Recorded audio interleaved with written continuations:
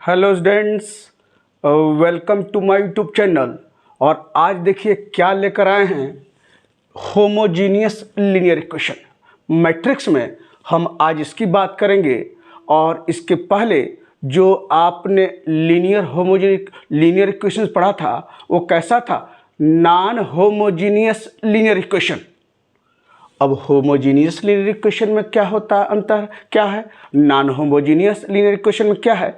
यह देखिए, homogeneous equation के लिए यानी for homogeneous linear equation put b बराबर 0, यानी जो इक्वेशन एक्स वाई जेड में रहता था वहाँ राइट हैंड साइड जब ax बराबर b मैट्रिक्स फॉर्म में लिखते थे तो जो b होता था वो क्या होता था, राइट हैंड साइड में कांस्टेंट टर्म। अगर उस कांस्टेंट टर्म को 0 कर दिया जाए यानी वही b होता था, तो अगर b 0 हो जाए तो उस तरह के इक्वेशन को क्या कहते हैं, लीनियर होमोजीनियस इक्वेशन।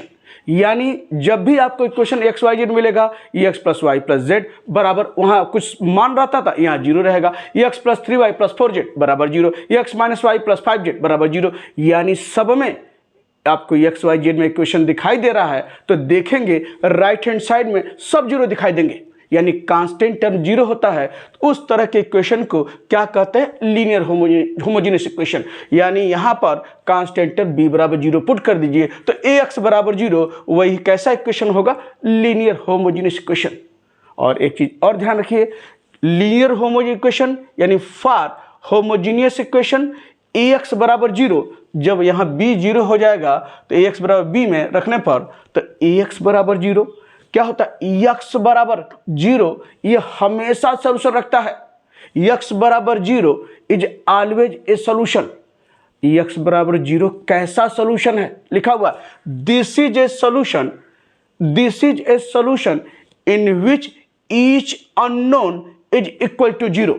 यानी ये ऐसा सॉल्यूशन है जिसमें जो अननोन, जैसे एक्स वाई जेड में अगर इक्वेशन है आपके, तो अननोन आपका वही हुआ ना, यानी x बराबर 0, y बराबर 0 और z बराबर 0।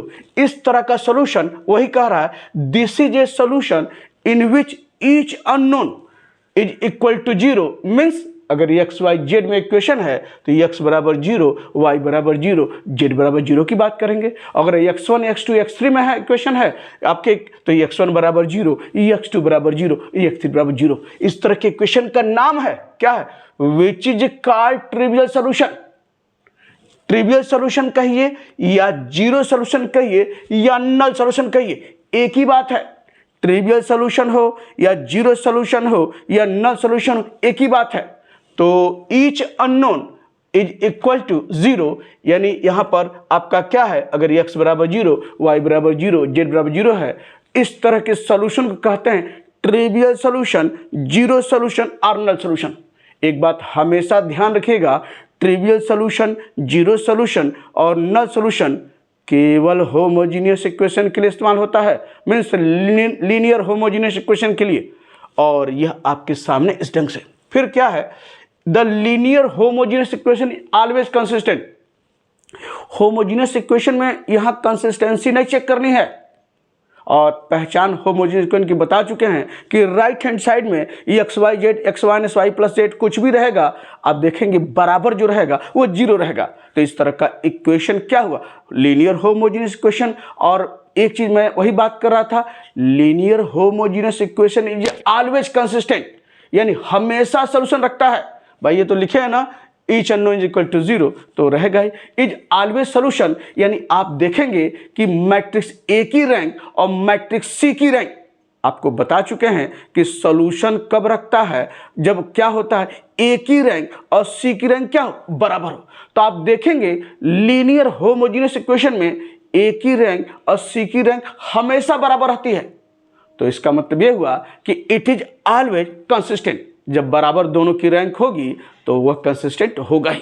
और फिर कब लीनियर होमोजीनियस इक्वेशन बेहद महत्वपूर्ण, ट्रिवियल सॉल्यूशन रखता है या जीरो सॉल्यूशन रखता है या नल सॉल्यूशन रखता है, जब मैट्रिक्स ए की रैंक जो कोफिशिएंट से मिलकर बनी हुई मैट्रिक्स है इक्वेशन के, वही मैट्रिक्स ए है ना, जब मैट्रिक्स ए की रैंक अगर नंबर ऑफ अननोन के बराबर है, मीन्स उसमें नंबर ऑफ अननोन अगर एक्स वाई जेड है, नंबर ऑफ अननोन कितने हुए, 3 हैं, अगर नंबर ऑफ अननोन के बराबर है तो वह जो है वहां पर जो लीनियर होमोजेनियस इक्वेशन देगा वो कैसा सोल्यूशन देगा, ट्रिवियल सोल्यूशन या जीरो सोल्यूशन या नल सोल्यूशन। यानी इफ रैंक ऑफ मैट्रिक्स, ये देखिए रैंक का, रो का मतलब rank of matrix equal to n, अगर n क्या है, नंबर ऑफ अननोन, अगर नंबर ऑफ अननोन के बराबर है उस मैट्रिक्स ए की रैंक, तो जो लीनियर होमोजेनियस इक्वेशन देगा वो कैसा सोल्यूशन देगा, ट्रिवियल सोल्यूशन या जीरो सोल्यूशन या नल सोल्यूशन।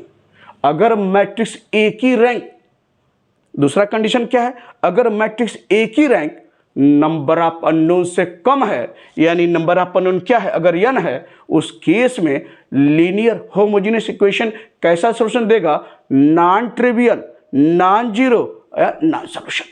तो यह सारी चीजें हैं आपके लीनियर होमोजेनियस इक्वेशन में, और इसको ध्यान से चलना है, और यह सारी चीजें क्वेश्चन के साथ आपको फिर जुड़ेंगी, और कैसे नॉन ट्रिवियल सोल्यूशन देता है, कब ट्रिवियल सोल्यूशन देता है, ये सारी चीजें आपको आगे दिखाई देंगी। और मैं फिर आपको याद दिला रहा हूं कि trivial, non trivial, zero, non zero, null solution यह सिर्फ लीनियर होमोजेनियस इक्वेशन के लिए इस्तेमाल होता है। और नेक्स्ट वीडियो में इस पर क्वेश्चन लेकर आ रहे हैं आपके पास।